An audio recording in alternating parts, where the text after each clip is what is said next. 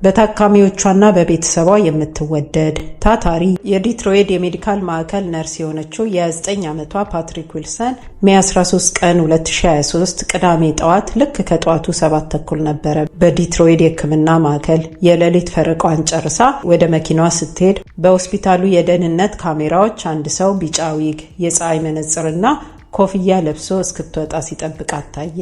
ያ ሰው የቀድሞ የወንድ ጓደኛዋ የ36 ዓመቱ ጃሜር ሚለር ነበረ።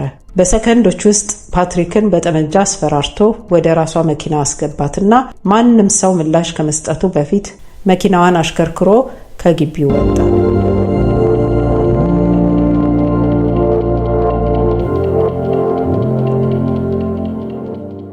ፓትሪክ የስልክ ጥሪዎችን ወይም የጽሑፍ መልእክቶችን ሳትመልስ ስትቀር ቤተሰቧ የሆነ ችግር እንዳላወቁና ለፖሊስ አመለከቱ።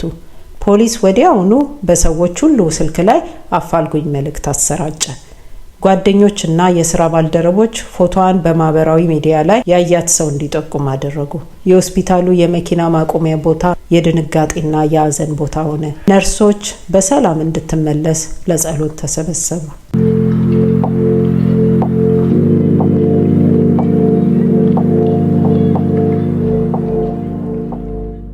ከአንድ ቀን ፍለጋ በኋላ እሁድ ግንቦት 14 በኖቪ ሚቺጋን በመኪናዋ ውስጥ ብዙ ጊዜ በጥይት ተመታ የፓትሪክ አስከሬን ተገኘ።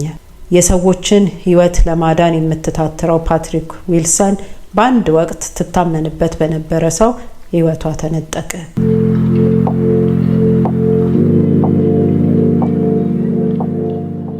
መርማሪዎች ወዲያውኑ ተጠርጣሪው ጃሜር ሚለር እንደሆነ ለይተው አውቀዋል።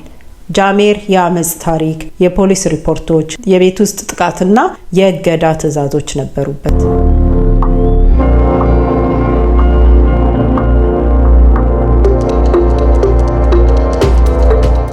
ከሰዓታት ከሸሸ በኋላ በጠበቃው በኩል እጅ ሰጠ።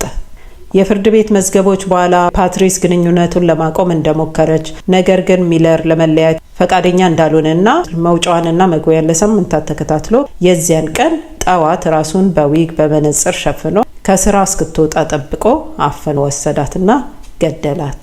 ኦክቶበር 2023 ሚለር በሁለተኛ ደረጃ ግድያ ጥፋተኛ መሆኑን አምኖ ኖቬምበር 9 2023 ከ35 እስከ 60 ዓመት እስራት ተፈረደበት። ፍርድ ቤት ውስጥ የፓትሪክ አያት ሚለርን በፍጹም ሊተካ የማይችል መብራት ወስደዋል ሲሉ ተናግረውታል። The victim impact statement from Rosalind ROSLIND Livingston, the mother of Patrice. Today I will be the voice of my